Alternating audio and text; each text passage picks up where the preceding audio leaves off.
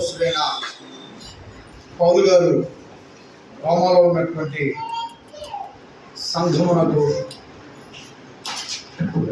అలాగే అక్కడ ఉన్నటువంటి ప్రజలకు అద్భుత రీతిలో ప్రసంగించినటువంటి విధానాన్ని మనము 10 నిమిషాలు జ్ఞాపకం చేసుకుంటున్నాం.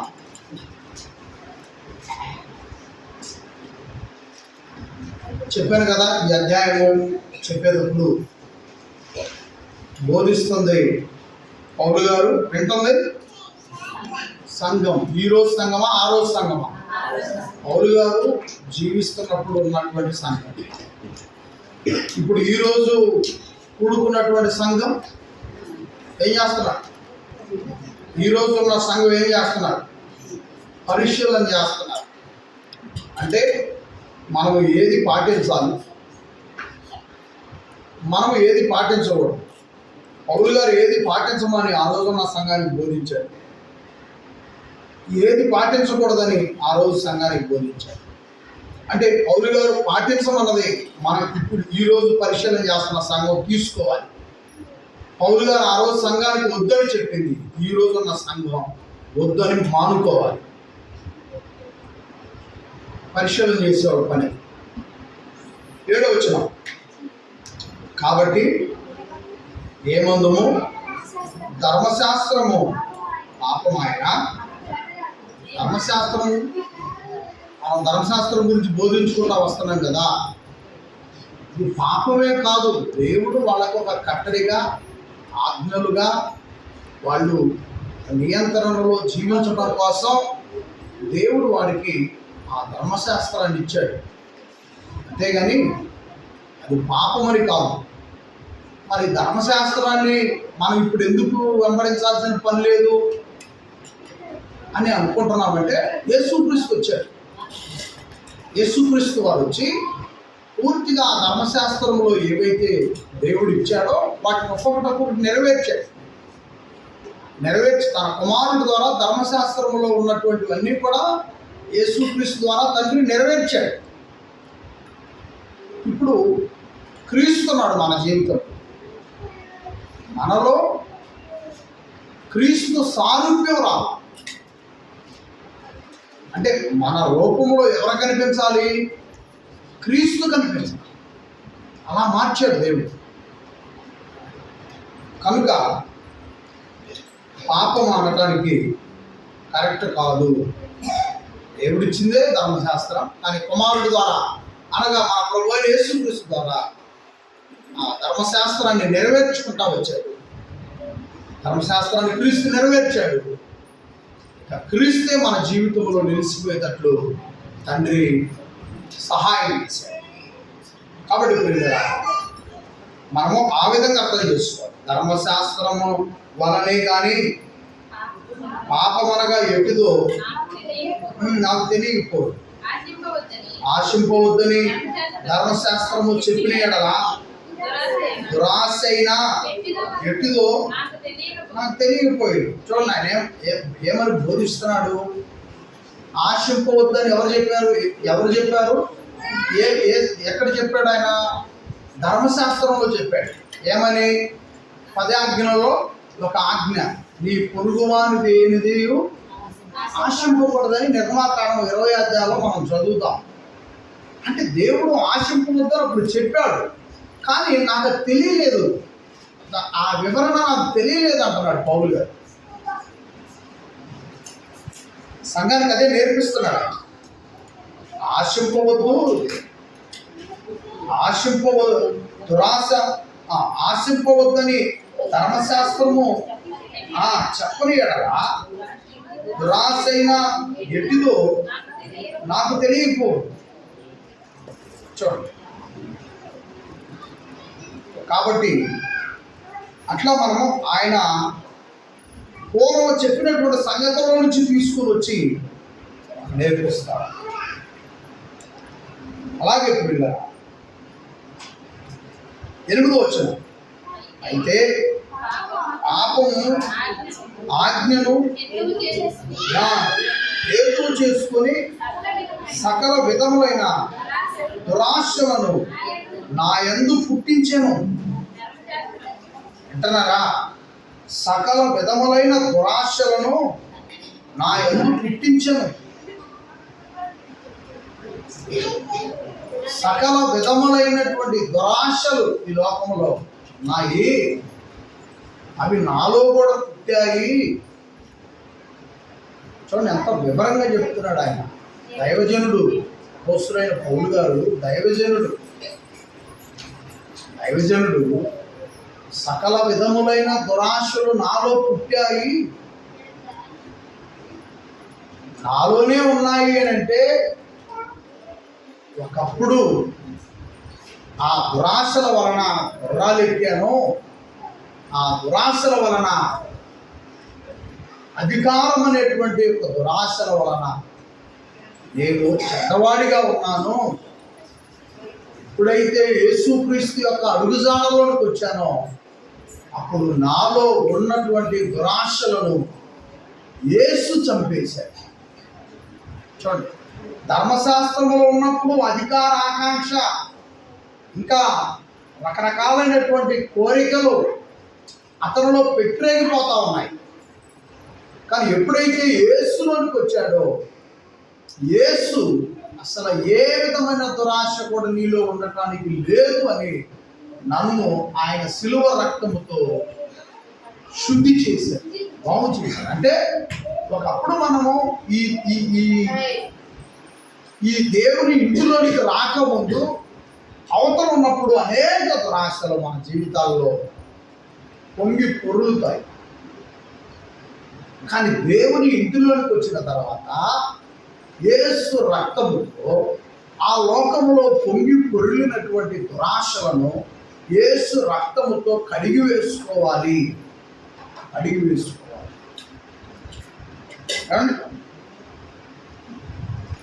అని ఆ రోజు అద్భుతంగా పౌలు గారు బోధిస్తాం. దురాశలు నా యందు పుట్టించెను, ధర్మశాస్త్రము లేనప్పుడు పాపము మృతము. 9వ వచనం, ఒకప్పుడు నేను ధర్మశాస్త్రము లేకుండా జీవించుచుంటిని కానీ ఆజ్ఞ వచ్చినప్పుడు పాపమునకు మరలా జీవము వచ్చెను. నేనైతే చనిపోతుంది. నేనైతే పాపం విషయంలో నేనైతే పౌలు గారు ఏమంటున్నాడు, ఆ రోజున సంఘంతో ఏమంటున్నాడు, నేనైతే పాపము విషయంలో చనిపోతిని.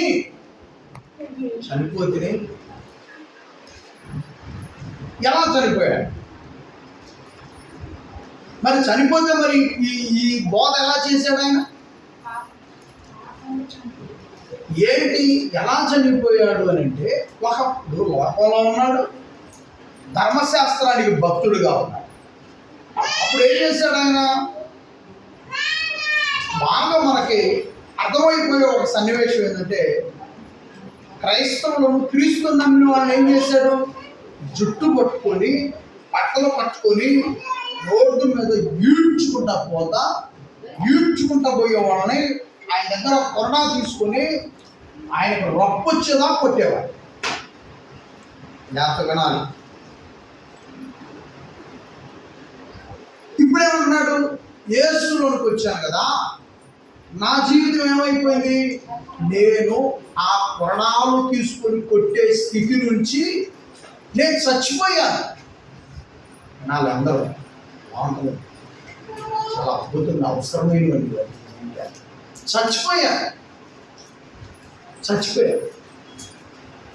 చచ్చిపోయాను.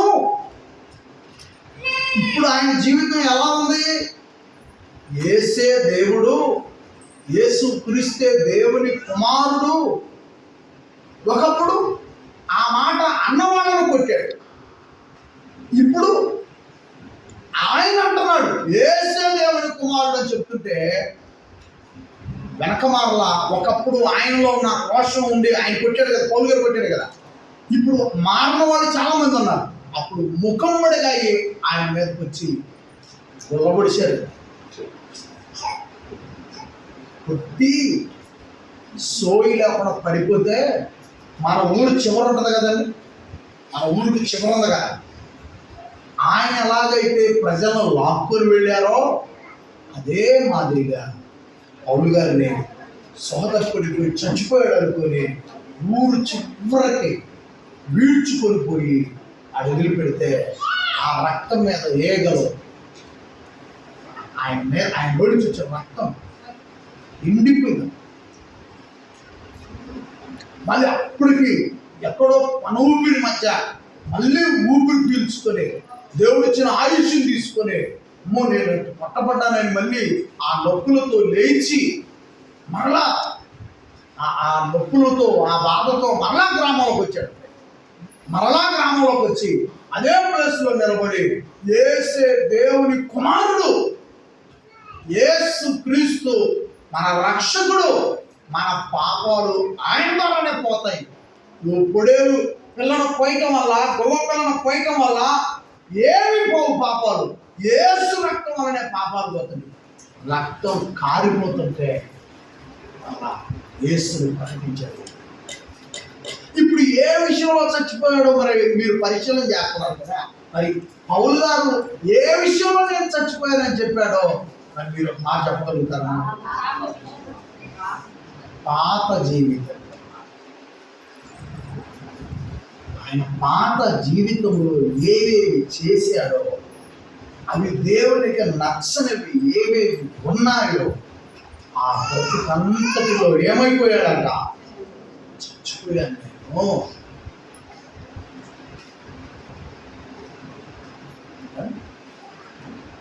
నేను మృతుడనైపోతుంది.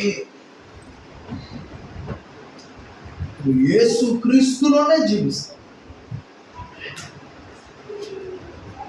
అప్పుడు పరిశీలన చేస్తున్నాం. మనం కూడా కొంత అర్థం చేసుకుని మరి లోక విషయంలో మరి చనిపోవాలి కదండి. లోక కార్యక్రమాలు ఏవైతే దేవుడికి నచ్చని ఉండవో, బైబిల్ చెప్పనే ఉండవో చచ్చిపోవాలి కదండి. పరిశీలన చేస్తాను, మీకే విడిచిపెట్టేస్తాను ఆ విషయాన్ని. ఏమండి 10వ వచనం ఒక మాట ఏమంటాడో తెలుసా? నేనైతే చచ్చిపోయాను, అవుగారు నేనైతే చచ్చిపోయాను, ఇక నా యందు జీవిస్తుంది క్రీస్తే, నన్ను జీవింపచేస్తుంది క్రీస్తే.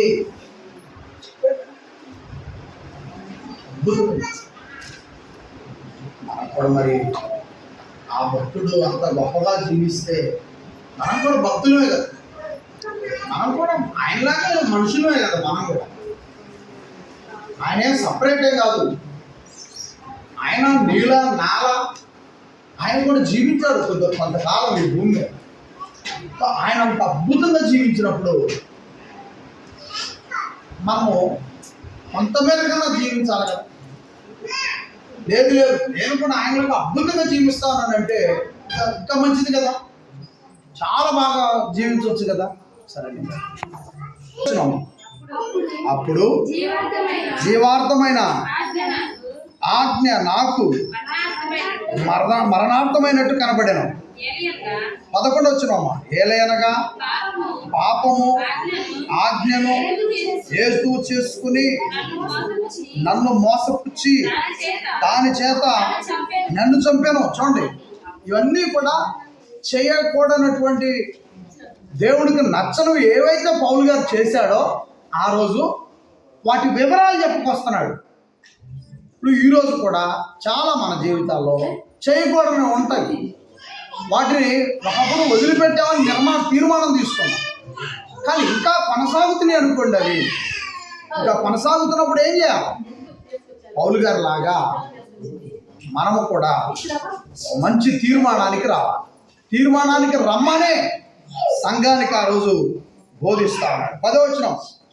అప్పుడు జీవార్థమైన ఆజ్ఞ నాకు మరణార్థమైనట్టుగా కనబడింది. ఎట్లా ఉందంట?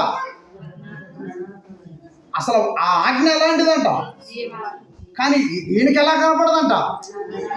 యేసు రక్షకుడు అని బోధిస్తూ ఉంటే స్టెఫెను అపోస్తలుల కార్యం 7వ అధ్యాయంలో యేసు రక్షకుడు అని స్టెఫెన్ గారు బోధిస్తూ ఉంటే ఎలా కనపడదంటే ఈయనకి చంపేదాకా కూడా వదిలిపెట్టలేదు.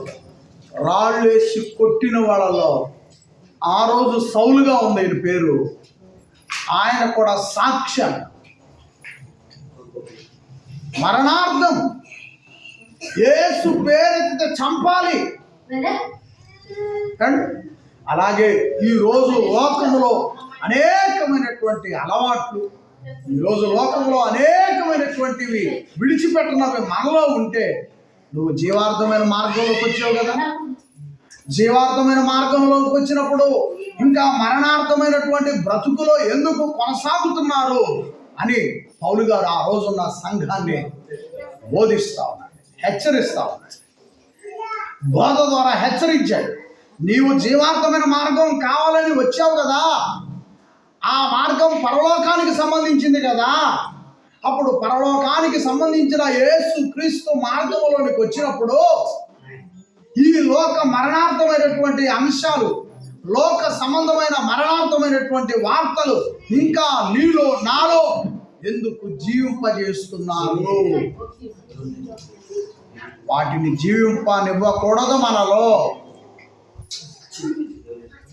ఒకప్పుడు తెలియక నేను అలాగే పొరబడ్డాను, కానీ ఇప్పుడైతే యేసు క్రీస్తు యొక్క దాసుడిగా పేరు పొందాను. అవునండి. రోమపత్రిక 1వ అధ్యాయం ఒకసారి చూస్తారా? మొదటి వచ్చిన ఒకసారి చదువుతారా?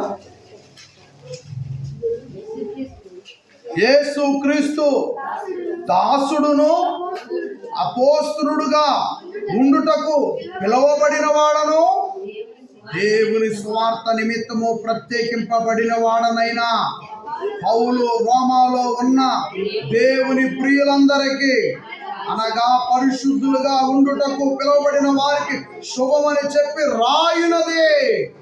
ఫస్ట్ మాట ఒకసారి చదువుతారండి. ఫస్ట్ మాట ఒకసారి చదువుతారు.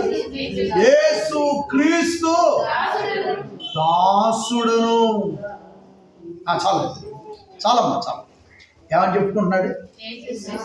యేసు క్రీస్తు దాసుడును. దాసుడు అనే మాటకు అర్థాలు మీకు తెలుసు కదా. దాసుడు అనే మాటకు అర్థాలు మీకు తెలుసు కదా. ఇంకా ఎక్కడ కొనసాగిస్తావు ఉదాహరణలతో? టైం లేదు మనకి. కాబట్టి దాసుడుగా ఒకప్పుడు గుర్రాలు ఎక్కితే ఏమండి, సౌలుగా ఉన్నప్పుడు గుర్రం ఎక్కి వెళ్తుంటే అతని వెంట మళ్ళీ కొన్ని గుర్రాలు వస్తుంటే, వాస్తవం చెప్పాలంటే గుర్రం ఎక్కేది ఎవరో చెప్పండి? రాజు అని. గుర్రాలు ఎక్కేది రాజులే. అలాంటి 9వ అధ్యాయం అపోస్తలుల కార్యం 9వ అధ్యాయంలో రాజుల తిరిగినటువంటి పౌలు గారు రోమపత్రిక కాడికి వచ్చేసరికి నేను యేసు క్రీస్తు, అసలు రాజుగా ఎందుకు తిరిగాడు తెలుసా? ఈ యేసుని వెంబడిస్తున్న వాళ్ళని చంపడానికే తిరిగాడు రాజుగా. యేసు పేరు ఎక్కడ వినపడినా, ఎవరి నోట వినపడినా వాళ్ళని గుర్రాలకి ఈడ్చుకొని పోయి గుర్రాల కాళ్ళతో తొక్కించి రాజులా తిరిగాడు. కానీ ఎలా మారిపోయాడండి? యేసు క్రీస్తు అనే ఆ గొప్ప దేవునికి, నా రాజుకి, యేసు అనే నా రాజుకి, క్రీస్తు అనే నా రాజుకి నేను దాసుని. అదే చెప్పుకున్నాడు కదండి అక్కడ. ఎంత అద్భుతంగా చెప్పాడండి. ఇలా మనస్ఫూర్తిగా పరిశీలన చేస్తున్నటువంటి సోదరిమణులు కానీ సహోదరులు కానీ మనస్ఫూర్తిగా నేను నిజంగా క్రీస్తుకి, నా జీవితం వ్యక్తిగతంగా క్రీస్తుకి దాసుడుగానే ఉంది, దీనిలో ఏమాత్రం రిమార్కు లేదని చెప్పగలిగిన వాళ్ళు పైకి చేయకపోయినా నీ మనస్సాక్షితో ఒకసారి ఆలోచించుకుంటాను. ఒకసారి నీ మనస్సాక్షి అద్భుతంగా. అందుకే మనము ఒక్కొక్క పదాన్ని వెంబడించటం, ఆ పదంలో ఉన్న, ఆ వాక్యంలో ఉన్న భావాలను గుర్తించడం చాలా మంచిది. పౌలు గారి లాగా మనము పూర్తి స్థాయిలో మారటం కొరకై దేవుడు ఎదురు చూస్తున్నాడు. అందుకే మనల్ని తప్పకుండా కాపాడుతున్నాడు. లేకపోతే నిన్ను దాటి ఎన్నో బస్సులు, నిన్ను దాటి ఎన్నో లారీలు. అదో పాట కూడా ఉంది కదా, బస్సు ఎక్కొస్తావా లారీ ఎక్కొస్తావా అన్నట్టుగా ఎన్నో లారీలు మనల్ని దాటిపోతున్నాయి, ఎన్నో బస్సులు మనల్ని దాటిపోతున్నాయి. అంతెందుకండి, రోడ్డు మీద ఉన్న ఎదురు రాజాలు నిన్ను చంపి నిన్ను నన్ను చంపడానికి. అవునా కదా? ఏంటమ్మా? అందుకే డైలాగులు ఇటువైపు పెట్టండి చెవులు. నిన్ను నన్ను చంపడానికి నీ గేదె కోస్తున్న గడ్డిలోనే ఉంటుంది. ఏంటది? లేపేద్ది అంతే. కానీ మరి ఎందుకు ఇన్ని విపత్తుల నుంచి మనల్ని చంపకుండా కాపాడబడుతున్నాం మనం అంటే, ఇంకా జీవించినంత కాలం మనము దేవునికి అద్భుతమైన దాసులుగా మారిపోతామని దేవుడు మన మీద అపారమైన ప్రేమను చూపిస్తున్నాడు. అపారమైన ప్రేమను చూపిస్తున్నాడు. అపారమైన. కాబట్టి ప్రియులారా, అందరూ కూడా ఆ విషయాన్ని గుర్తించాలి. మనము దాసులుగా మారడానికి ప్రయాసపడాలి. అలాగే మరికొన్ని మాటలు జ్ఞాపకం చేసుకుంటాం. 11వ వచనం, 12వ వచనం. కాబట్టి ధర్మశాస్త్రము పరిశుద్ధమైనది, ఆజ్ఞ కూడా పరిశుద్ధమైనది, నీతి గలదయు ఉత్తమమైనది అయ్యున్నది. ఉత్తమమైనది నాకు మరణకరమైన అట్లా రాదు.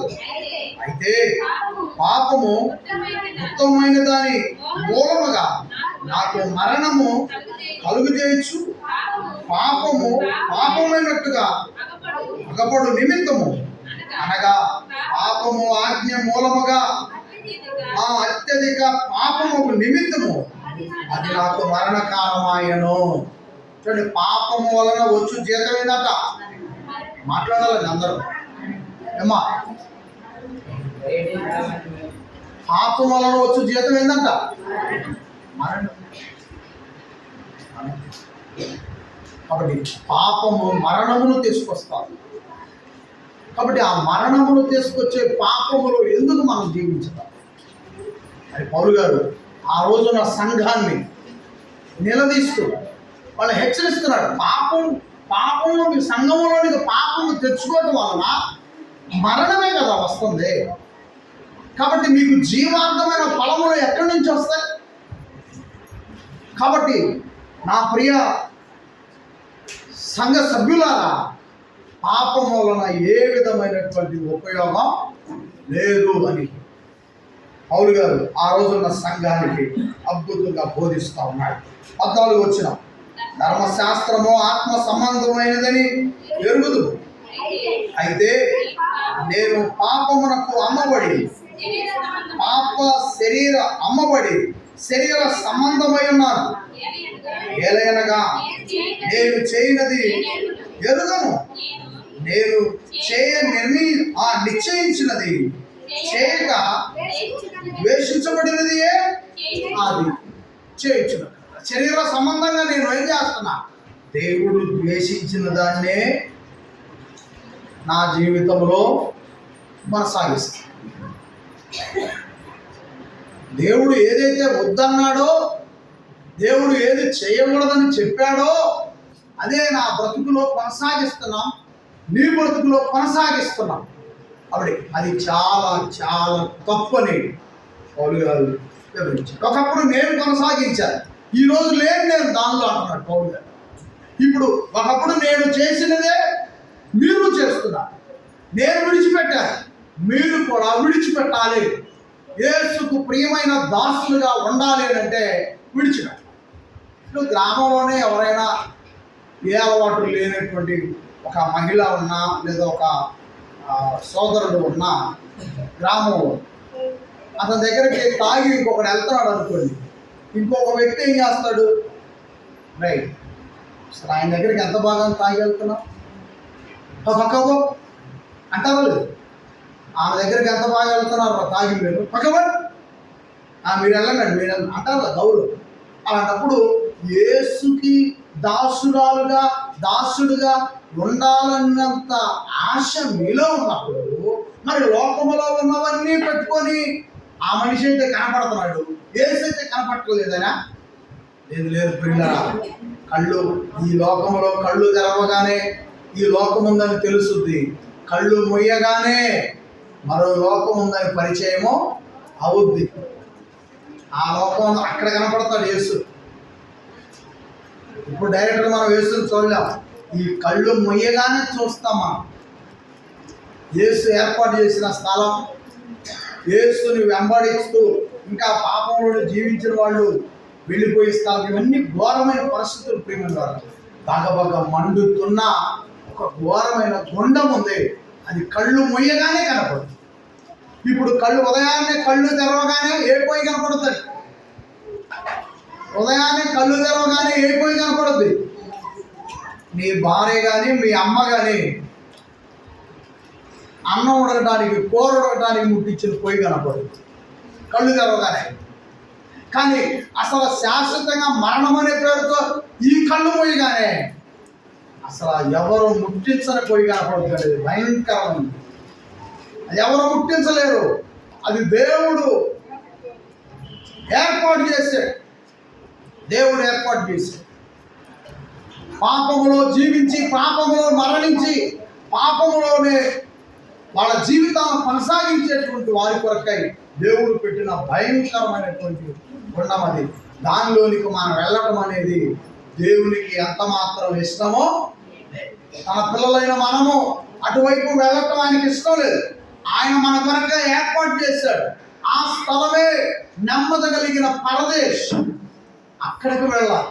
అక్కడికి వెళ్ళాలంటే బ్రతికుండగానే పాపము నుండి మనము బయటికి రావాలని ఆ రోజు సంఘానికి పౌలు గారు బోధిస్తూ ఉన్నాడు. కాబట్టి ప్రియమైన వాళ్ళగా తర్వాత వచ్చినాడు మనం ఆలోచన చేద్దాం. తర్వాత వచ్చిన చదువుమా. నేను చేసిన ఎడల ధర్మశాస్త్రము శ్రేష్టమైనట్టు ఒప్పుకొనుచున్నాను. 17 వచ్చినాను. కావున ఇకను దాన్ని చేయునది నా యందు నివసించు పాపమే గాని నేను. జాగ్రత్తగా లోకాన్ని గురించి మాట్లాడుతున్నామా? ఆ రోజు పౌలు గారు ధర్మశాస్త్రం గురించి మాట్లాడాడు. ఈరోజు మనం లోకం గురించి మాట్లాడు. లోకంలో ఉన్న ఏ అలవాటైనా గతంలోది దేవునికి నచ్చనిది ఇప్పటికి ఒకవేళ చేస్తూ ఉంటే అది పాపమే.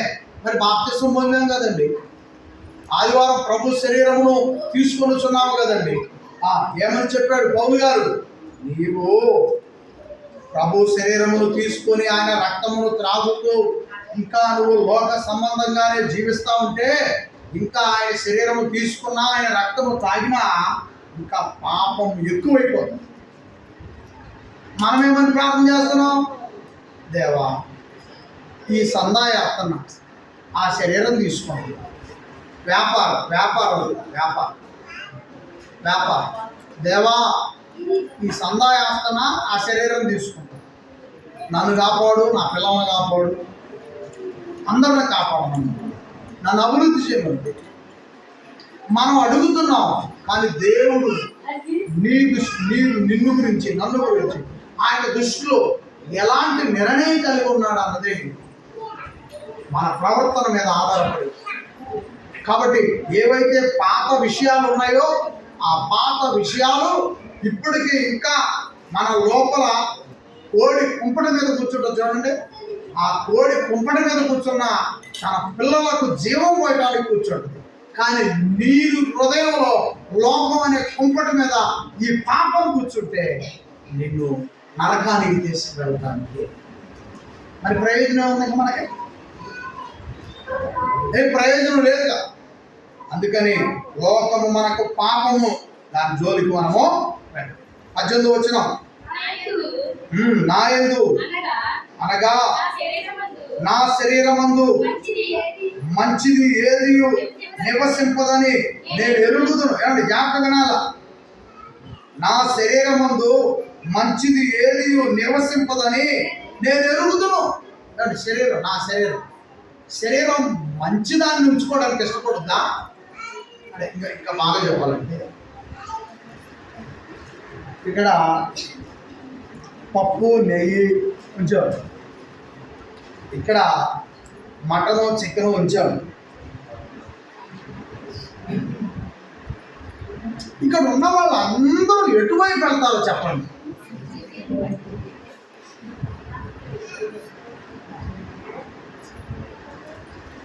ఈ శరీరం ఎటుకోమని చెప్పుద్దా చెప్పండి. పప్పుగా నెల్లు నెయ్యి వేసుకో ఎంత బాగుంటుందని చెప్పుద్దా ఈ శరీరం. అలాగే అలాగే పౌలు ఇప్పుడు చెప్తున్నాడు. ఇప్పుడు అర్థమైంది ఆ పదం మీకు. నా శరీరమందు మంచి ఏది నివసింపదని నేను ఎరుగుతాను. ఇప్పుడు ఈ శరీరానికి రెండింటిలో ఆరోగ్యవంతమైనది ఏదండి? ఈ రెండింటిలో శరీరానికి ఆరోగ్యవంతమైంది, తొందరగా అరుగుదల ఏదండి? జీర్ణమయ్యేది ఏదండి? నెయ్యి, అంత పప్పు, అంత మజ్జిగ, స్పష్టంగా.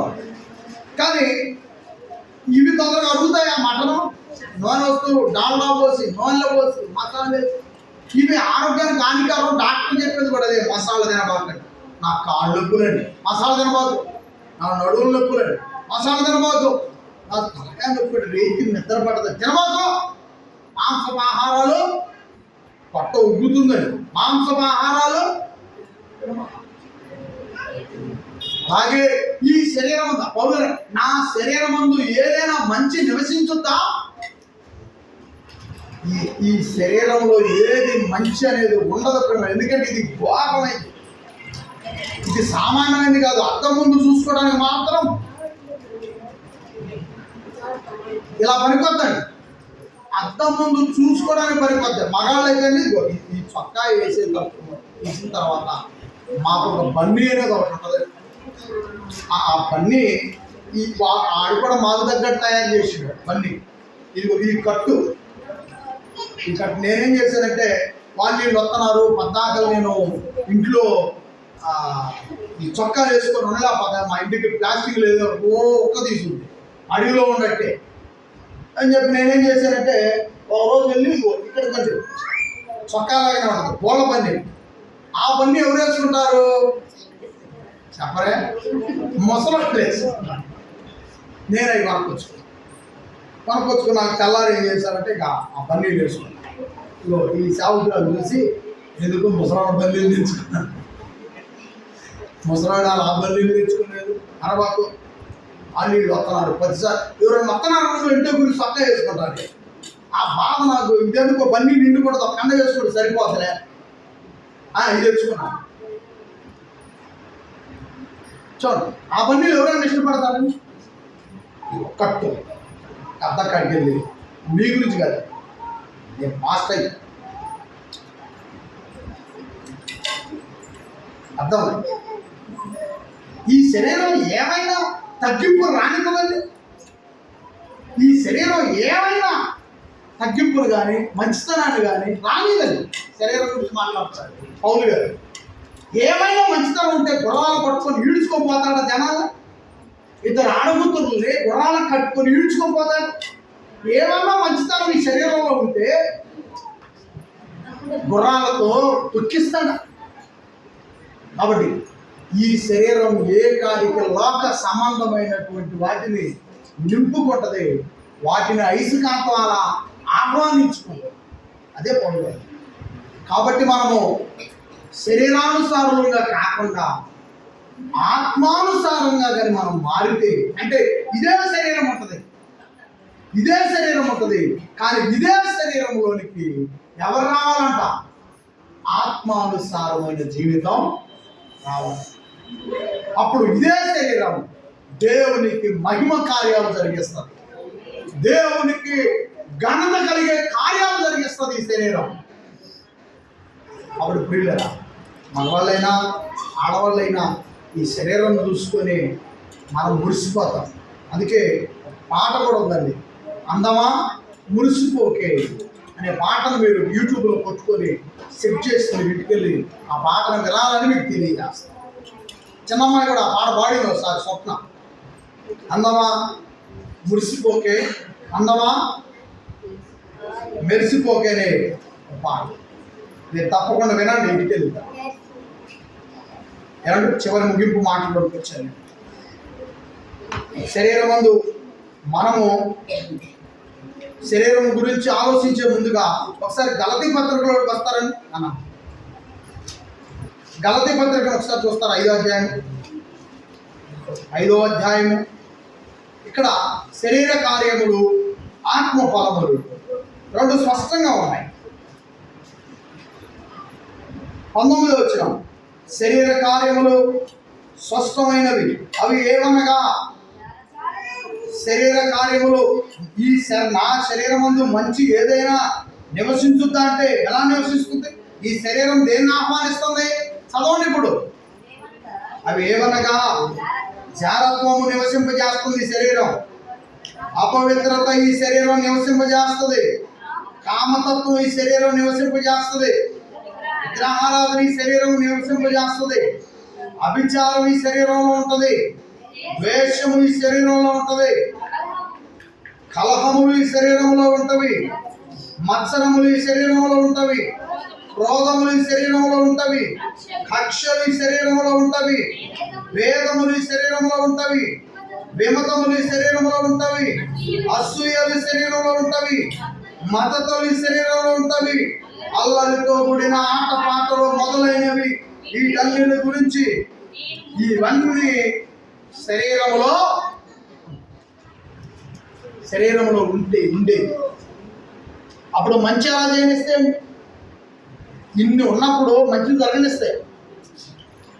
కాబట్టి నువ్వు ఎప్పుడైతే ఆత్మానుసారంగా మారుతావో, పౌలు గారు మారినట్టుగా, క్రీస్తు దాసుడుగా పౌలు గారు మారినట్టుగా, ఆ రోజు సంఘాన్ని క్రీస్తు దాసులుగా మారమని పౌలు గారు బోధించినట్లుగా మనం కూడా ఈరోజు క్రీస్తు యొక్క దాసులుగా మారితే, పరిశీలన చేస్తున్నాం కదా, మారాలి కదా. మరి మారితే అప్పుడు మనము 22వ వచనం ప్రకారంగా జీవిస్తాం, 22వ వచనం ప్రకారంగా మనం బ్రతుకుతాం. శరీరానుసారంగా ఉండకుండా ఆత్మానుసారంగా మనము ప్రమోట్ అవ్వాలి. ఆత్మానుసారమైన జీవితానికి మనము విలీనం అవ్వాలి. ఏంటి ఆత్మానుసారమైన జీవితం? 22వ వచనం, అయితే ఆత్మ ఫలములు ఏమనగా ప్రేమ నివసించాలి, సంతోషము నివసించాలి, సమాధానం నివసించాలి, దీర్ఘశాంతము నివసించాలి, దయాళత్వము నివసించాలి, మంచితనము, విశ్వాసము నివసించాలి, సాత్వికము నివసించాలి, ఆశా నిగ్రహము నివసించాలి. ఇట్టి వాటికి విరోధమైనది నియమం ఏది లేదు. క్రీస్తు యేసు సంబంధులు శరీరమును దాని ఇచ్చలతోనూ దురాశలతోనూ సిలువ వేయబడి ఉన్నారు. చప్పట్లు కొట్టండి ఒకసారి కొత్తగా. యేసు వారికి చప్పట్లు పట్టాలా? అందరూ కొత్తగా చప్పట్లు పట్టాలా? మహిమపరచండి యేసుని. ఎలాంటి పౌలు గారిని ఎలా మార్చాడు యేసువారు? ఇప్పుడు ఇదిగో ఈ 19వ వచనములో ఉన్న విషయాలన్నింటిలో జీవించేవాడు. కానీ యేసుని నమ్మి బాప్తిసం పొందుకొని యేసు క్రీస్తు గురించి ప్రకటించే విషయంలో ఎలా మారిపోయాడు? ఇప్పుడు ఆత్మ ఫలాలు 22వ వచనం కాడి నుంచి ఆత్మ ఫలాలతో జీవించడం ప్రారంభించాడు.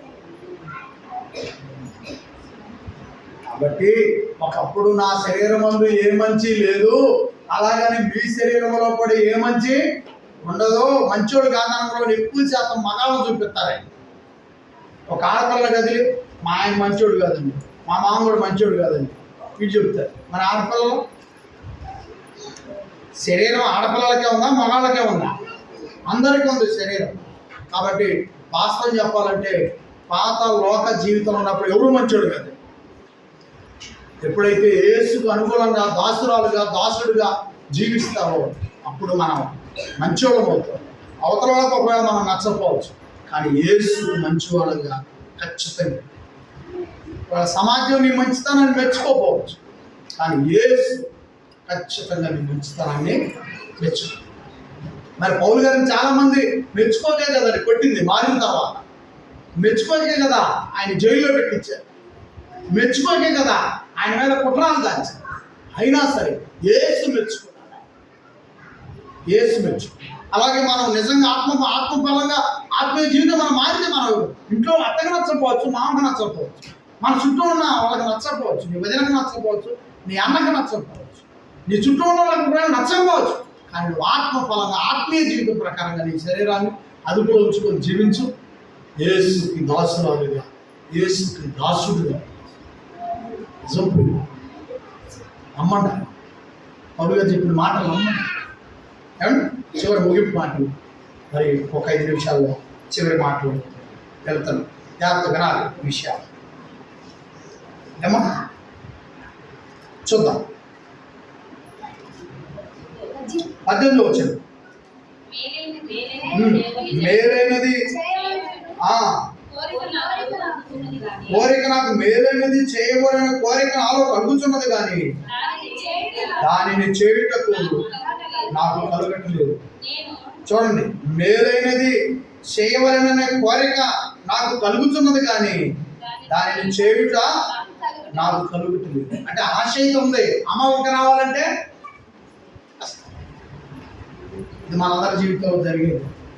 ఆశ ఉంటుంది. ఫస్ట్ ఆశ, తర్వాత దాన్ని చేయాలనే శక్తి తెచ్చుకోలేదు దేవుని దగ్గర. అండ్ అదే పౌలు గారు అంటున్నాడు, మేలైనది చేయాలని కోరిక నాలో ఉంది కానీ దాన్ని చేయలేకపోతున్నాను, చేయుట నాకు వీలు కలగట్లేదు అంటున్నాడు. 19 వచ్చిన, నేను చేయబోరు మేలు చేయబోరుని కీడు చేయొచ్చున్నాను. అంటే చేయాలనుకున్న మేలు చేయలేకపోతున్నా, చేయకూడని కీడు. అందుకే జాగ్రత్త. సాతానుడు మేలును చేయనిస్తాడా? ముందు ఉంటుంది ఆశ, కానీ దాన్ని బయటికి రాణిస్తాడు. ఆత్మసారంగా మనం మంచి ఆశ హృదయంలో తీసుకుంటాం, కానీ ఒకడున్నాడు కదా సాతానుడు, ఆడదారు పడిపోతాడు. వాడు పడిపోయినాక ఏం చేస్తాడు? చేయలేడు ఆ విషయాలు. కాబట్టి అదే పౌలు గారు చెప్తున్నాడు, సాతానుడు ఒకడు ఉన్నాడు, సంఘ కార్యక్రమాలు జరగనివ్వడు, సంఘంలో నిన్ను ఉద్యోగంగా ముందుకు రానివ్వడు, సంఘంలో నీకు నీ కుటుంబానికి మంచి దీవెనలు రానివ్వడు, వాడు ముంచేవాడు. వాడిని నమ్మవాకని అంటున్నాడు. చేయాలని ఆశ, నేను చేయకూడదు మేలు చేయకూడని కీడు చేయొచ్చు. 20 వచ్చిన, నేను కోరిన దానిని చేసిన యెడల దానిని చేయనది నా యందు నివసించుడి పాపమే కానీ ఇంకను నేను అది వింటున్నారా? నేను చేయలేకపోతున్నాను, చేయాల్సింది చేయలేకపోతున్నాను అని అంటే కారణం పాపం వల్లే కానీ వేరే ఉద్దేశం కాదు అంటున్నాడు. కాబట్టి మనము ఏదైతే క్రీస్తులోకి వచ్చిన తర్వాత మంచి చేయలేక ముందుకు రాలేకపోతున్నామో, రాలేకపోవడానికి కారణం ఏంటంట? పాపం ఉంది. పాపము చేయించే సాతానుడికి దగ్గర బంధువులు లాగా ఉన్నాం. అందుకే ముందుకు అడుగు వేయలేకపోతున్నామని పౌలు గారు ఆ రోజున్న సంఘానికి వివరిస్తూ ఉన్నాడు. ఇప్పటికీ ఇంకా ఈ పరిశీలన చేసేటువంటి వాళ్ళల్లో చేయాలని కోరిక ఉంది, చేయబోయేసరికి అపవాదికి లోనైపోతే మీరు చాలా పాపములో ఉన్నట్టే దాన్ని గుర్తించి ఈరోజే దేవుని దగ్గర క్షమాపణ ప్రార్థన కోరుకోండి. దేవా మమ్మల్ని మన్నించు, చేయాలని కోరిక పుట్టినప్పుడు చేయలేక ఆగిపోయాము అని అంటే అది పాపమేనని పౌలు గారు వివరిస్తున్నాడు. ఆ పాపంలో ఇక మేము చిక్కకుండా ప్రభు శరీరం అంటుకుంటున్న ఆ పాపంలో ఉంటున్నా, ఆయన రక్తము రాగుతున్నా మేము మీకు ఆ పాపంలోనే ఉంటే దేవా పరిశీలన చేస్తున్నా మమ్మల్ని ఈరోజు వాక్యంతో పలకరించి అది కాదు ఇది తప్పని చెప్పినందుకు నేను కృతజ్ఞతలు మీకు చెల్లిస్తున్నాను. నాలో మార్పులు పుట్టించమని మన ప్రభు యేసు వారి ద్వారా తండ్రిని అడగండి, ఆయన తప్పక చేస్తాడు. ప్రియమైన 23 వచ్చినాం, 22 వచ్చినాం, 21. కాబట్టి మేలు చేయబోరు నాకు కీడు చేయుట కలుగుతున్నదను ఆ ఒక నియమము నాకు కనబడుచున్నది. అంతరంగ పురుషుని బట్టి దేవుని ధర్మశాస్త్రమందు నేను ఆనందించుచున్నాను, కానీ వేరొక నియమము నా అవయవములలో ఉన్నట్టు నాకు కనబడుచున్నది. చూడండి, వేరొక నియమం నా అవయవములో ఉన్నట్టు కనపడుతున్నది అంటున్నాడు పౌలు గారు. అంటే లోకములో నియమాలు ఉన్నాయి, అవి మనలో ఉంటే మనము దేవునికి ఇష్టమైన వారిగా ఉండలేము. సంఘము దేవునికి ఇష్టమైన వారిగా మారదు. ప్రియులరా, యేసుక్రీస్తు వచ్చినప్పుడు ఎత్తబడేటువంటి సంఘం క్రీస్తు వారి సంఘం. ఎందుకంటే ఏ నియమం నువ్వు లోకంలో ఉంచుకున్నా రేపు ఎత్తబడే దానిలో నిరాకరించబడతాం. ఎత్తబడే వారిలో మనం నిరాకరించబడతాం. ఎందుకో తెలుసా ప్రియులరా, యేసు నీ కొరకు ముళ్ళ కిరీటం తలపై యేసుపై ఉంచబడి ఉమ్ము వేయబడ్డాడు, కొరడాలతో కొట్టబడ్డాడు, చేతుల్లో కొట్టబడ్డాడు, ముసుగు వేసి గుద్దబడ్డాడు. ఆయనను 39 కొరడాదెబ్బలు కొట్టారు. ఆయనను సిలువ వేయమని కేకలు వేశారు. ఆయన సిలువ మోసుకుంటూ వెళ్తే కింద పడ్డప్పుడు కొడుతూ ఆ ఎత్తైన కొన మీద తీసుకువెళ్ళారు. ఆయనను మేకులు కొట్టారు. ఆయన చచ్చిపోయాడో లేదని డక్కలో పొడిచారు. ఆయన దాహంలో నడుగుతుంటే చేదు చిలకను తాపించారు. ప్రియులారా, ఆయన డక్కలో ఉంటా రక్తం అంతా అయిపోయి చివరికి నీరు కూడా కారిపోయినట్టుగా దేవుని వాక్యంలో రాశారు. ఇదంతా చేసింది ఎవరు? యేసు. ఎవరి కోసం? మన కోసం. సరేదా రండి. పెట్టబడింది ఎవరికి? మన కొరకై పట్టబడింది ఎవరు? మన కొరకై సిలువ మోసింది ఎవరు? మన కొరకై సిలువ మోస్తూ కూడా మళ్ళీ కింద పడిపోతే కొట్టబడింది ఎవరు? మన కొరకై ఉమ్ము వేయబడింది ఎవరి మీద? మన కొరకై అరిచేతుల మీద కొట్టబడింది ఎవరిని? మన కొరకై బుద్ధి హేళన చేసింది ఎవరిని? మన కొరకై సిలువ మోయించింది ఎవరిని? డక్కలో పొడిచింది ఎవరిని? ముళ్ళ కిరీటం పెట్టింది ఎవరికి? మేకుల్లో చేన పట్టింది ఎవరికి?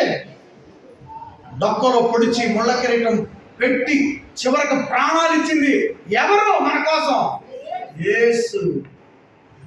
ఇప్పుడు ఈ సంఘం ఎవరితో చెప్పండి? ఈ సంఘానికి శిరస్సు ఎవరు? క్రీస్తు. అందుకే పౌలు గారు క్రీస్తు సంఘములన్నీ, ఎక్కడున్నా, అచ్చంపేటలో ఉన్నా, ఎక్కడున్నా క్రీస్తు సంఘములన్నీ మీకేం చెప్తున్నాయంట? యేసు నామమున ఎక్కడ కూడుకుంటే అక్కడ ఏమని ఉండాలా? మరి నువ్వు ఎక్కడికైనా తిరిగి రాపో. ఇప్పుడు ఎన్ని ప్రదర్శనలు ఇస్తాయో. ఇది ఒకసారి ముఖ్యమంత్రి గారు వచ్చాడు అచ్చంపేట, మన క్రోసులు కూడా వచ్చాడు మన జగన్ అన్న. అప్పుడు చంద్రబాబు గారు ముఖ్యమంత్రి ఉన్నప్పుడు అచ్చంపేట వచ్చాడు. అప్పుడు ఎన్ని పెట్టారు? మీరు ఆ పరిశీలన చేయడానికి వెళ్ళారో లేదో, మీటింగ్ ఏం బడిలో, కానీ యువతలో ఇంకా ఖాళీ ప్లేస్ ఉంది. ఆ ప్లేస్లో ఎన్నో రకాల పంటలు. ఇదండి మా పంట పేరు, ఇదండి మా పంట పేరు డ్రాగన్ అండి, మా పంట పేరు సేవరాజ్ గారు అండి. ప్రభుత్వం ద్వారా అన్ని పెట్టమని వాటిని ఏమండి, మా ఇత్తనాలు ఇవ్వండి, మా ఇత్తనాలు ఇవ్వండి. ఇదేమన్నా పరిపాలన? రేపు వేసి వచ్చినప్పుడు మాది పలానా మినిస్టర్ అండి, మీ గురించే చెప్పాడు. పలానా మినిస్టర్ మీ గురించే చెప్పాడు. అప్పుడు యేసు అంటాడంట, ప్రభువా ప్రభు అని నన్ను పిలుచు ప్రతి వాడు పరలోకానికి. ఎక్కడో దరిద్రం రోమ 16 క్రీస్తు అండి, వాళ్ళని తీసుకొని వెళ్ళిపోతాడు. చప్పలు కొట్టండి అందరూ కూడా, అంతగా చప్పలు కొట్టాలా? యేసు మహారాజుకే. ఎందుకంటే ఇన్ని చేసిన ఆయన పేరు కూడుకున్న సంఘానికి ఆ రోజు అపోస్తులు పెట్టారు. బైబిల్లో ఒక మొక్క నచ్చి అది పెట్టుకొని ఆడగడ ప్రార్థన స్తోత్రం హల్లెలూయా అని స్తుతులు పోయి కూర్చొని స్తుతి కీర్తన పాడటం కాదు, పరిశీలన చేయాలి బైబిల్లో ఏముందో.